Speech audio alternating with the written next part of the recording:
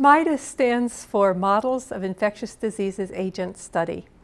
So it's about how we model infectious disease agents, the microbes and viruses and parasites that cause disease. It's a group who work together to solve problems of infectious disease epidemiology using mathematical and computational and simulation tools. A generation or so ago, mathematical modeling was pretty much the province of mathematicians.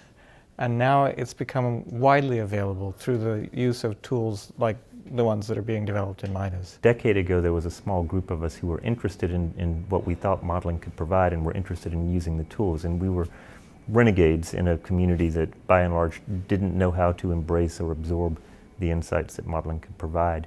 The Midas Network played an important role in the H1N1 influenza pandemic of 2009. We were asked by the CDC and the Department of Health and Human Services to provide advice on a number of policy options. If we want to know whether vaccination strategy A is going to save more lives than vaccination strategy B, we can't go out and intentionally infect people or withhold potentially life-saving interventions.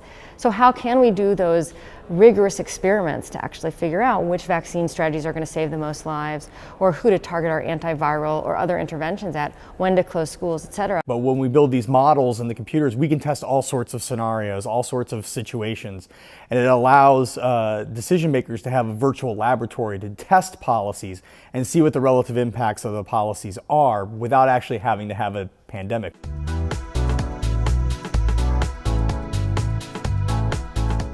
The work we're doing for Midas in my consortium is really with the express purpose of helping us understand what to expect when a vector-borne virus begins an outbreak here in the U.S., either something that's already here domestically like West Nile, or something that might be visited upon us like dengue virus.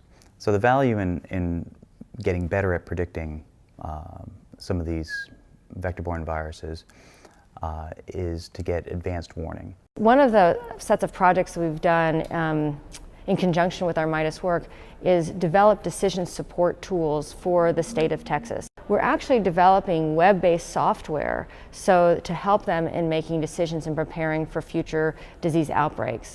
Our role in Midas has involved the development of and distribution of cholera vaccines.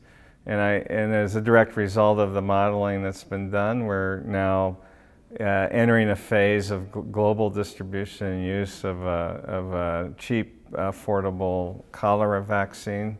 What we are developing is a computational agent-based model for the city of Chicago. What we're doing is modeling each and every individual and computing how they go through their daily activities, whether it be they go to school, go to work, or participate in other kinds of activities, whatever they may be. One of the areas of research that I'm particularly interested in has been incorporating behavior and social science into understanding of the way disease spreads.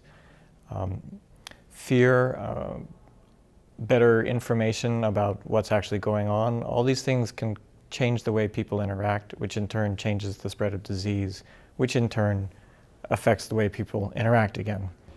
The recent outbreak in Haiti, that was one of the perfect examples where people were tweeting about cholera outbreaks, and so the rest of the world was able to find out what was happening in Haiti. Through social media, we're going to be able to detect outbreaks earlier than through the traditional surveillance system methods. There's a lot of infectious disease models exclude human adaptive behavior.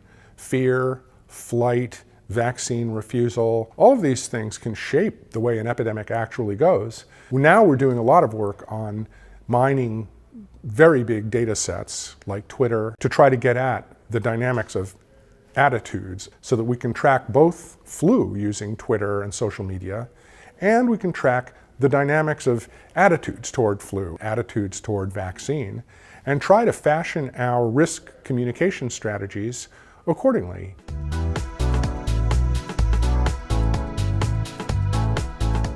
One of the maybe most important roles Midas has had is actually in connecting the scientists like us who know how to do this, who have the modeling skills and have a deep interest in applying them to public health and disease, taking us and networking us with the public health community. I think Midas has really moved the conversation in public health departments and public health authorities importantly in the direction of understanding and incorporating dynamics of infectious diseases. Local public health, as our budgets continue to shrink, and models provide another mechanism to look at these different questions or these different interventions or solutions and determine what is the most cost-effective way to navigate through some of these difficult questions. These are really hard challenges and problems, what we call wicked problems. How would a pandemic affect Los Angeles County? How would it impact the over 100 hospitals that we have in LA County? We don't have a lab to test these. We need some other mechanism to do that, and models are a really nice fit.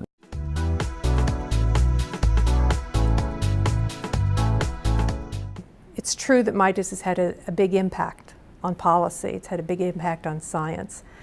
But that wouldn't have happened if we hadn't had the people, the scientists in the network who really care about the subject and are willing to work with each other very closely. There wasn't a lot of support for modeling before Midas, and it really is an organized way of supporting the modeling effort, and the meetings that occur are huge opportunities for networking and for information exchange. It's a point in every discussion of almost every problem that we address. What do the modelers say? Midas's greatest success has been moving the entire field of epidemiological modeling forward to the point where the kind of information that comes out of models is in a form that's useful for decision making and useful for policy making. This is real public health. Jon Snow ripping off that handle on Broad Street, that was a leap. That was a policy leap. He used data to make that decision. And this is what the Midas group is doing as well. They're trying to use the best available data in the best available way to prevent disease and to save lives. I think that's been a big success of Midas, is actually getting these tools out into the public and usable by people rather than them just being research tools. Understanding how infectious diseases spread and understanding how interventions work and what people can do to protect themselves and to protect their communities is really important. And Midas is going to be right at the front of all of that.